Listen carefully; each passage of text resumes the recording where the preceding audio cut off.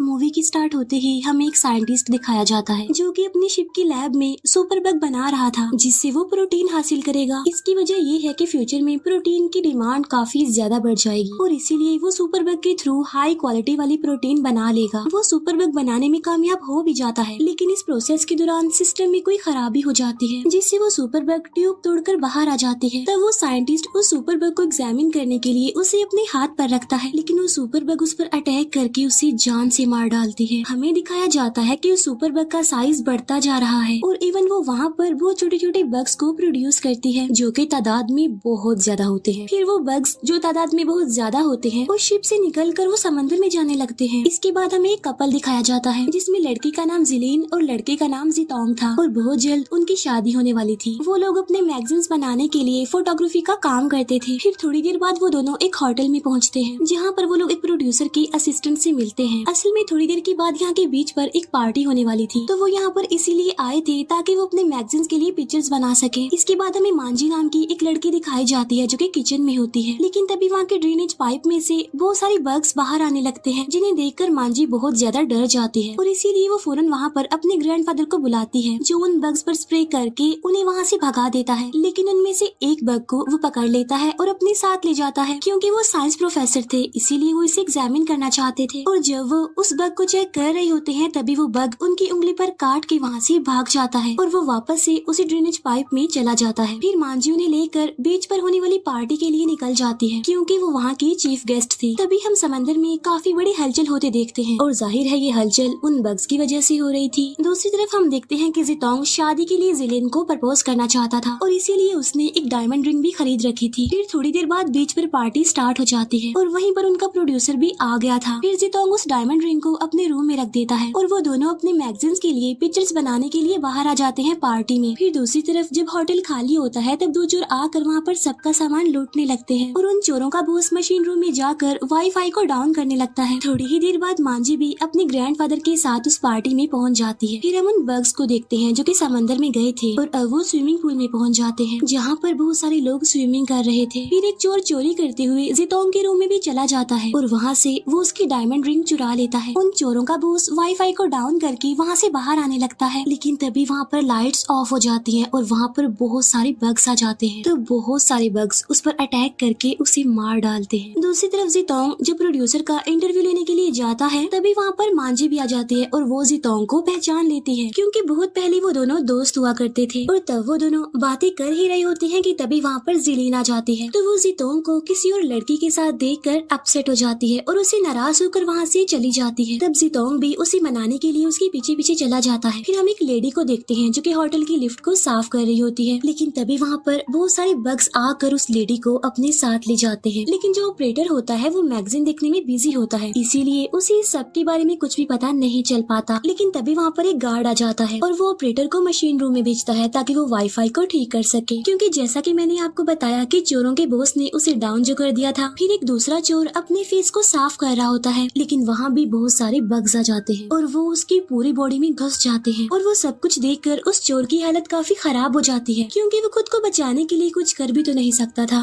इसीलिए वो बग्स जो उसकी पूरी बॉडी में घुस गए थे वो उसकी बॉडी को अंदर से खाने लगते हैं, जिसकी वजह से उस चोर की वहीं पर ही बहुत बुरी तरीके से मौत हो जाती है। फिर जितोंग जिलिन के पास जाकर उसे मनाने की कोशिश कर रहा होता है। वो उसे कहता है कि देखो वो बहुत टाइम पहले मेरी फ्रेंड थी, लेकिन हाँ अब मेरे साथ उसका कोई रिलेशन नहीं है। तो वो जिलिन को शादी के लिए प्रपोज करने के लिए अपनी रिंग लेने जाता है, लेकिन उसे उसकी रिंग वहाँ पर नहीं मिलती और वो घबरा जाता है।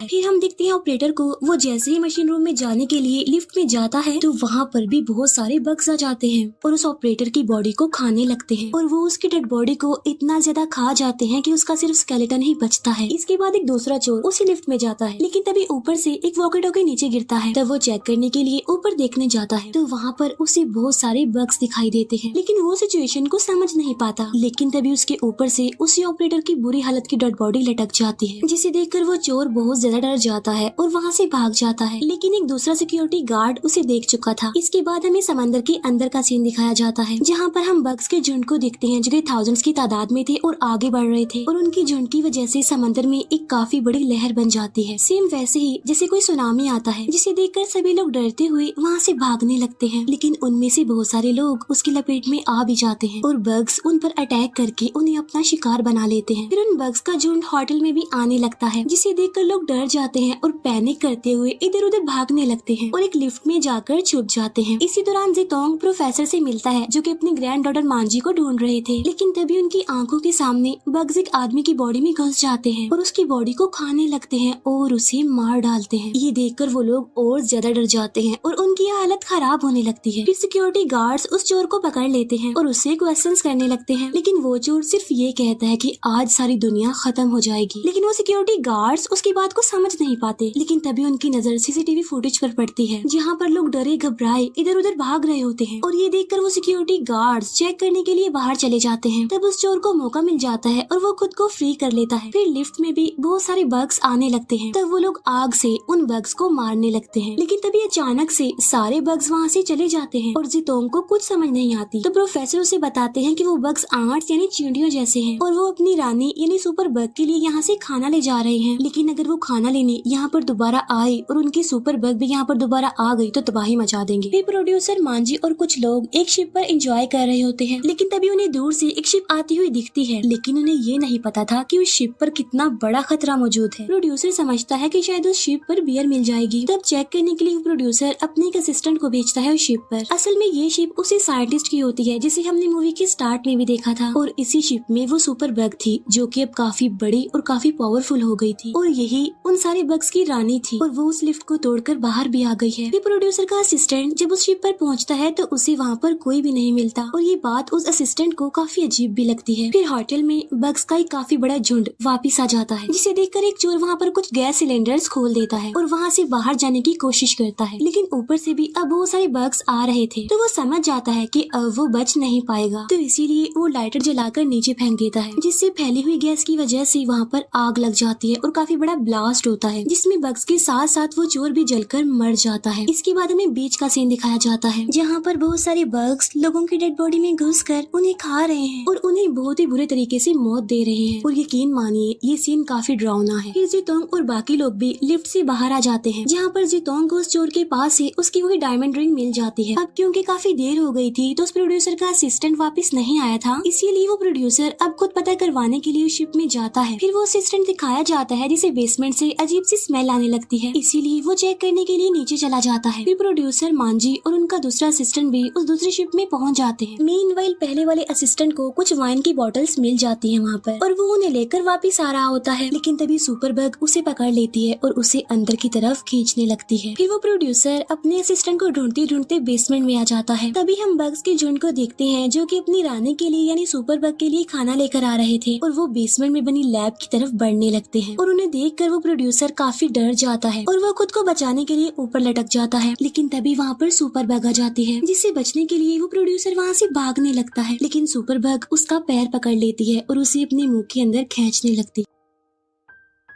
फिर वो प्रोड्यूसर हेल्प के लिए चिल्लाने लगता है, लेकिन तभी मांजी को कुछ अजीब लगता है, इसीलिए वो चेक करने के लिए अंदर जाती है, लेकिन उसके वहाँ पर जाने से पहले ही सुपर बग उस प्रोड्यूसर को अपने साथ ले जाती है। तब प्रोड्यूसर को ढूंढते ढूंढते मांजी भी बेसमेंट में आ जाती है, जहाँ पर वो सुपर बग को देखती है जिसने उस प्रोड्यूसर को खा लिया होता है, और अब सुपर बग उसका पीछा करने लगती है। लेकिन तभी मांजी वहाँ से भाग जाती है और एक केबिन में खुद को लॉक कर लेती है। तब सुपर बग वहाँ का ग्लास तोड़ने लगती है और मांजी को पकड़ने की कोशिश करती है। फिर मांजी को ढूंढने के लिए जितोंग, जिलीन और वो प्रोफेसर भी उस शिप पर आ जाते हैं, और वहाँ पर डेड बॉडीज देखकर जिलीन काफी डर जाती है, और अब ये लोग मांजी को ढूंढने के लिए बेसमेंट में जाते हैं, जहाँ वो सुपर बग अभी भी मांजी को पकड़ने के लिए उस केबिन को तोड़ रही होती है। लेकिन तभी वो तीनों वहाँ पर पहुँच जाते हैं, और अब सुपर बग उनको देखकर उनके पीछे पड़ जाती है, और तभी जितोंग और जिलीन भी एक केबिन के अंदर छुप जाते हैं, और उनके साथ आया प्रोड्यूसर का असिस्टेंट वहाँ से भाग जाता है, और सुपर बग पर अटैक करने के लिए वहाँ से वो कोई हथियार ढूंढ रहा था, और तभी सुपर बग जितोंग और जिलीन पर अटैक करने करने लगती है। लेकिन तभी केबिन का दरवाजा खुल जाता है और सुपरबग जिलियन का पैर पकड़ लेती है। लेकिन तभी जितोंग उसे बचाने के लिए एक नुकीला हथियार लेकर सुपरबग पर अटैक कर देता है, जिससे सुपरबग जिलियन का पाँव छोड़ देती है और जितोंग जल्दी से दरवाजा बंद कर लेता है। लेकिन अब क्योंकि सुपरबग इंजर्ड थी इसीलिए वो वहाँ से चली जाती है। लेकिन तभी प्रोफेसर भी अपनी ग्रैंड डॉटर मांजी को ढूंढते हुए वहाँ पर आ जाते हैं। उन्हें मांजी मिल भी जाती है और वो उसे बाहर निकालने की कोशिश करते हैं। लेकिन तभी वहाँ पर सुपरबग पहुँच जाती है। लेकिन प्रोफेसर एक एक्स लेकर सुपरबग पर अटैक कर देते हैं। इसी दौरान सुपरबग प्रोफेसर को नीचे गिरा देती है और उन पर अटैक करने लगती है। ये देखकर मांजी काफी परेशान हो जाती है और वो अपने ग्रैंडफादर को बचाने के लिए दरवाजा तोड़ने लगती है। और वो सुपरबग प्रोफेसर को मारने ही वाली होती है तो तभी वहाँ पर प्रोड्यूसर का असिस्टेंट आकर उस पर गोलियां चलाने लगता है। इसके बाद जिलियन भी चैनसो लेकर वहाँ पर आ जाती है। लेकिन जितोंग उससे चैनसो लेने की कोशिश करता है और इसी कोशिश में वहाँ की एक वायर कट जाती है। फिर वो लोग वहाँ से बाहर निकलने के लिए भागते हैं। लेकिन सुपरबग अभी तक उनका पीछा नहीं छोड़ रही थी। तब ये तीनों से डिस्ट्रैक्ट करके वहाँ से भागने की कोशिश करते हैं। लेकिन तभी सुपरबग उस प्रोड्यूसर के असिस्टेंट को पकड़ लेती है और उसे जान से मार डालती है। तब ये देखकर वो दोनों काफी डर जाते हैं और अब सुपरबग उन दोनों को मारने के लिए आगे बढ़ती है। लेकिन तभी वो कटा हुआ वायर सुपरबग की बॉडी से टकरा जाता है, जिससे उसे हाई वोल्टेज का इलेक्ट्रिक शॉक लगता है। ये देखकर जितोंग को उसे इलेक्ट्रिक शॉक देने का आइडिया आता है। लेकिन जाहिर है इसके लिए उन्हें वायर चाहिए थी। लेकिन तभी मांजी उनकी हेल्प करने के लिए वहाँ पर आ जाती है और वो अपने साथ वायर भी लाती है। लेकिन अभी भी वो वायर सुपरबग के पास नहीं जा रही थी। तब जितोंग किसी तरह करके वहाँ से एक वायर निकालता है और मांजी उसे एक प्लग से कनेक्ट कर देती है। अब जितोंग सुपरबग को इलेक्ट्रिक शॉक देने लगता है, जिससे सुपरबग इंजर्ड हो जाती है और वहाँ से पीछे हट जाती है। लेकिन वायर छोटी होने की वजह से वो प्लग से अलग हो जाती है और इस बात का फायदा उठाकर वो सुपरबग जितोंग पर अटैक कर देती है। तब ये देखकर जिलियन उसे चैनसू से सुपरबग पर अटैक कर देती है, जिससे सुपरबग की बॉडी 2 हिस्सों में डिवाइड हो जाती है। और ये देखकर वो लोग खुश हो जाते हैं क्योंकि एट लास्ट इतने बड़े खतरे से उनकी जान जो बच गई थी। फिर वो सभी वहाँ से बाहर आ जाते हैं और यहाँ पर जितोंग जिलियन को शादी के लिए प्रपोज करता है और जिलियन खुशी खुशी उस प्रपोजल को एक्सेप्ट भी कर लेती है और अब जितोंग उसे वही डायमंड रिंग पहनाने लगता है। लेकिन तभी वहाँ पर सुपरबग आ जाती है और उन पर अटैक कर देती है और उसके हमले के साथ ये मूवी यहीं पर एंड हो जाती है। Thank you for watching.